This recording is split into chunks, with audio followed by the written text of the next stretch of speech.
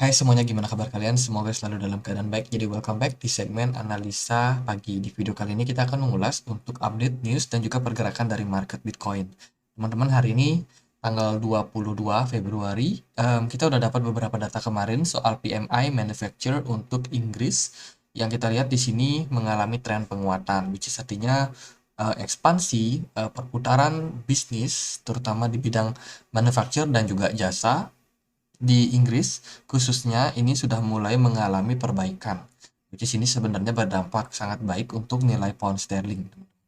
Jadi ya setelah winter winter berlangsung, udah mau lewat, udah mau berakhir. Jadi sekarang perekonomian di sana sudah kembali pulih lebih baik lagi sehingga roda perputaran ekonomi bakalan berjalan, teman-teman. Jadi ini sebenarnya good news mengarah kepada perbaikan ekonomi. Tapi kita masih tetap harus waspada tentang potensi-potensi yang mungkin akan terjadi ke depannya. Terus dari penjualan rumah lama untuk Amerika Serikat ini mengalami fase penurunan ya. Jadi ada penurunan penjualan, em, ini mungkin ya tidak terlalu signifikan lah pengaruhnya karena memang penurunan yang terjadi pun juga tidak terlalu banyak. Untuk news hari ini itu nol, teman-teman. Besok news yang penting itu ada rapat FOMC, hasil rapat FOMC, terus ada CPI untuk Eropa, Uni Eropa ya, terus juga akan ada PDB untuk Amerika Serikat. Ini mungkin akan membuat market cukup volatile.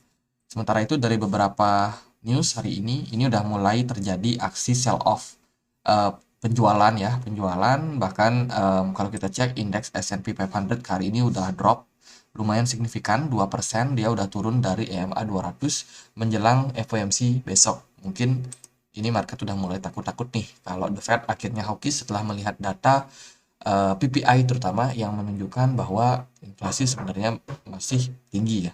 Masih bakalan berpeluang untuk naik lagi ke depannya. Ditambah dengan sentimen-sentimen seperti sentimen minyak, sentimen perang di Rusia yang kemarin-kemarin lagi ya, rame lagi. Jadi perang dingin masih akan tetap berlanjut. Jadi ada banyak sentimen negatif, mungkin pesimis pesimis untuk market, market saham, market yang lain-lain juga. Jadi hati-hati buat teman-teman yang masih trading. Jadi itulah beberapa news untuk ke depannya dan juga kemarin ya karena hari ini nggak ada news. Ini soal prediksi soal CPI daripada Uni Eropa, teman-teman. Kalau kita lihat di sini sih CPI terakhir itu paling tinggi di kisaran 10,6% dan sekarang udah berangsur-angsur mengalami tren pemulihan lagi. Jadi ya kita lihat aja ke depannya seperti apa data daripada CPI, apakah bakalan naik lagi inflasi atau justru stagnan. Ini komunitas, terus kita akan lihat dari beberapa news hari ini teman-teman. Ini ada soal kalkulasi stablecoin antara supply dan juga cash. Kalau kita lihat ini top USD ya, stablecoin berupa USD. Kalau kita lihat di sini sih dia didominasi oleh cash. Jadi ini yang kuning ini adalah jumlah cash. Terus yang biru ini adalah USDT. Terus yang USDC itu yang oranye ya. Sekarang udah lumayan banyak. BUSD ini merosot drastis, teman-teman. Kalau kita lihat dari data ini menunjukkan bahwa sebenarnya ini dolar ya, ini dolar. Ternyata untuk stablecoin ini nggak terlalu banyak ya. Ya cuma sekitar berapa persen ini, guys? Mungkin seper 30, seper 40 ya daripada jumlah USD yang beredar saat ini. Jadi masih kalah jauh banyak. Terus kalau kita bandingkan dengan stablecoin dari euro, ini juga jumlahnya sangat kecil, teman-teman. Ya, ini adalah jumlah sirkulasi mungkin USD yang paling pasti ini udah mengalami tren penurunan jumlah ya. Karena kemarin juga infonya itu banyak token akhirnya di burn dari BUSD. Kayaknya ini untuk menyeimbangkan antara mereka punya balance, mereka punya backup dolar dengan pergerakan atau dengan dolar yang memang sudah ada di supply market. Jadi ini ada penyesuaian dari BUSD yang benar-benar di burn habis-habisan, teman. Terus dari berita yang lain ini soal konsolidasi tim di Polygon Lab. Polygon Lab ini diberitakan melakukan konsolidasi tim. Artinya ini bahasa halus dari PHK ya, pengurangan jumlah posisi. Ini mereka mengurangi sekitar 20% dari tim mereka. Jadi ada banyak orang yang akhirnya di layoff oleh Polygon Lab, dan ini mungkin buat efisiensi di market teman-teman. Jadi ternyata startup yang kemarin karyawan, terus perusahaan besar seperti Google, Apple, Microsoft, Amazon itu juga udah melakukan PHK. Jadi sekarang giliran Polygon Lab yang akhirnya ikut melakukan pengurangan karyawan. Ini tentunya buat efektivitas, buat mengurangi budget pengeluaran ya, supaya mereka tetap survive dalam tren bear market seperti sekarang ini. Terus dari berita yang lain, ini ada platform Dutch Bell yang akhirnya melakukan trial untuk investment platform.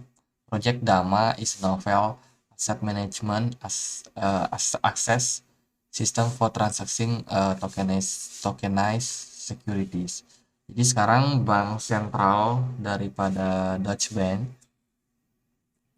Bank Singapura ya, dan juga Momento Blockchain itu sudah melakukan kerjasama proof of concept fase dengan nama Project Dama. Ini tentunya adopsi yang sangat baik untuk market crypto teman-teman. Bayangkan perbankan udah mulai masuk lagi.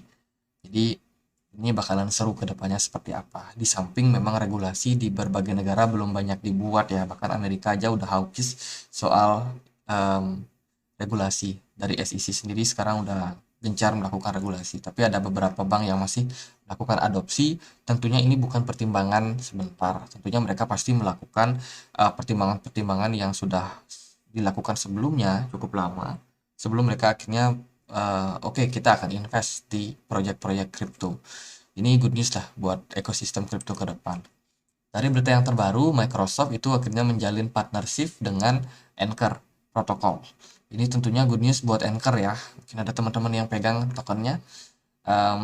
Ya, ini salah satu proyek yang bakalan dilakukan Microsoft untuk membesarkan infrastruktur decentralized di dunia blockchain, teman-teman. Microsoft salah satu perusahaan berbasiskan teknologi, tentunya nggak akan kesulitan, dan mereka akan nyambung-nyambung aja kalau mereka connect sama Web3 ya, Web3 project ke depannya. Jadi ya good news lah buat kedua perusahaan. Itu sih beberapa news untuk hari ini. Lalu gimana implikasinya terhadap market? S&P 500 akhirnya drop. Tadi kita sudah bahas. Indeks dolar menguat sedikit teman-teman. Kemarin dia turun sampai 113. Sekarang udah naik kembali ke 104,2. Berarti ini trennya masih berpeluang untuk kembali menguat meskipun dengan tren penguatan yang cenderung patah-patah atau tidak impulsif. Jadi sementara posisi dolar naik, tapi menurut saya juga naiknya nggak yang impulsif itu teman-teman. Jadi ini menimbulkan keraguan-raguan terhadap market ya. S&P 500 pun kemarin sebenarnya ya terkoreksi kecil, tapi at the end hari ini dia dibuka langsung drop menjelang CPI kemarin besok. Jadi ini akan sangat penting untuk kita lihat seperti apa pembahasan dari data CPI. Ini seperti review untuk apa yang sudah The Fed lakukan teman-teman. Oh inflasinya tinggi, oh inflasinya turun. Nanti akan disampaikan oleh The Fed sendiri seperti apa, dan ini tentunya bisa menjadi sebuah analisis buat kedepannya, karena ya kita akan dapat lagi data meeting FOMC tentang kenaikan suku bunga tentunya di bulan Maret. Ini bakalan sangat penting untuk kita melihat seperti apa pidato daripada The Fed nanti dini hari besok, teman-teman. Untuk Bitcoin bagaimana? Bitcoin kemarin kita sudah lihat ya, Bitcoin ini bergerak di dalam sebuah kemarin kita bahas Bitcoin bergerak di dalam sebuah ascending triangle, teman-teman. Tapi sebelumnya kita juga bahas Bitcoin ini bergerak di dalam sebuah ascending channel. Kedua-duanya benar, kedua-duanya punya potensi yang sama-sama masih terbuka. Oke. Tapi di sini kita mau lihat dulu Bitcoin di time frame yang lebih kecil. Ini kita pakai time frame 1 jam. Nah, kemarin Bitcoin kita sudah bilang Bitcoin bergerak di dalam sebuah ascending triangle, which is ini sebenarnya adalah pola tren penguatan. Let's say Bitcoin berhasil breakout dari 25.200 dan kemarin berhasil breakout. Tapi trennya langsung berubah ketika Bitcoin benar-benar menyentuh level 25.250. Bitcoin langsung dapat selling pressure yang sangat-sangat tinggi di sana. Berarti ini resistance memang benar-benar confirm. 25.000 ini sudah beberapa kali menahan pergerakan Bitcoin. Tapi Bitcoin sendiri masih coba buat naik, masih coba buat naik. Dan sekarang teman-teman progres dari Bitcoin sendiri itu lagi kena tekanan jual yang cukup tinggi. Teman-teman buat yang belum tahu ascending triangle itu seperti apa? Jadi kurang lebih polanya itu merupakan pola continuation untuk tren penguatan atau kenaikan. Jadi umumnya kalau pergerakan market itu membentuk ascending triangle itu potensial buat breakout. Tapi ini terjadi di time frame 1 jam. Berarti dia harus melawan time frame yang lebih besar, which is itu di time frame 4 jam. Kita bisa melihat pergerakan daripada Bitcoin ini masih ketahan di yang namanya ascending channel. Ascending channel itu apalagi? Mungkin banyak teman-teman yang masih baru yang belum tahu, kita akan cek ascending channel. Jadi ascending channel sendiri adalah pola pergerakan di mana Bitcoin itu bergerak di dalam sebuah range. Jadi ada range atas dan juga range bawah. Jadi biasanya ascending channel itu mengarah kepada tren penurunan. Berarti kalau hal demikian, kita harus melihat Bitcoin posisinya di mana saat ini. Bitcoin kemarin itu berada di level resistance waktu kita bikin video. Ya, sana aku announce kalau Bitcoin ada possibility buat breakout. Kalau dia breakout dari 25.200. Dan kemarin tercapai, hanya saja breakout yang terjadi itu akhirnya menyebabkan fake out. Bitcoin malah ketekan lagi turun setelah berhasil naik sampai 25.200. Dan posisi saat ini Bitcoin lagi ketahan di level supportnya, teman-teman. Support dari trendline yang kita lihat di sini. Bitcoin udah sempat turun sampai 24.000. Which is ini sebenarnya sebuah anomali, teman-teman. Kemanakah pergerakan Bitcoin ke depannya? Apakah Bitcoin bakalan kembali melanjutkan tren penguatan, which is dia mengkonfirmasi yang namanya ascending triangle di sini, atau justru dia mengikuti Bitcoin di time frame yang lebih besar, which is itu di time frame 4 jam Bitcoin masih bergerak dalam sebuah ascending channel. Kalau yang diikutin adalah ascending channel, maka tren penurunan bakalan bisa terjadi pada Bitcoin mencari level area support. Potensial yang bisa menjadi level area support yaitu di kisaran 23.000.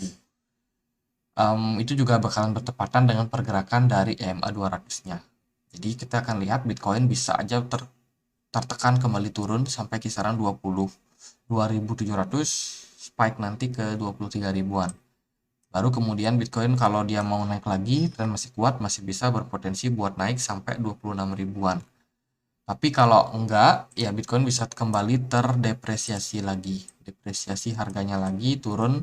Katakanlah kalau memang pergerakan Bitcoin bakalan turun. Jadi ini semua tentunya dipengaruhi oleh banyak aspek, teman-teman. Tidak hanya lewat US dollar yang sekarang ambigu sekali. Ini mau naik atau mau turun, pergerakannya sangat volatile. Kemudian S&P yang udah turun hari ini sangat signifikan. Terus juga ya Bitcoin juga mengalami hal yang sama, teman-teman. Jadi ini merupakan sesuatu yang menarik untuk kita lihat ke depannya seperti apa. Jadi kalau dari saya masih peluangnya masih bisa naik, masih bisa turun, dan kita mesti memantau ini sama-sama. Saya belum lihat opsi atau option buat kita lakukan open posisi yang ideal ya. Sementara Bitcoin masih sangat volatile, kita nggak tahu apakah ini bakalan drop lagi atau nanti tiba-tiba spike naik. Kita nggak pernah tahu karena memang belakangan market ini agak anomali. Jadi lebih baik kita, kalau saya sih pribadi stay away dulu dari market, nggak terlalu banyak trading. Oke, mungkin gitu aja pembahasan buat Bitcoin karena memang market masih anomali. Jadi ya saya sendiri juga kurang confident lah buat posisi saat ini, teman-teman. Buat open posisi saat ini, saya lebih baik menunggu. Mungkin akan ada news yang penting di FOMC besok dini hari, itu bakalan mungkin akan berpengaruh sama market. Jadi gitu aja, semoga bisa bermanfaat buat analisa kali ini. Dan akhir kata saya Andre, makasih.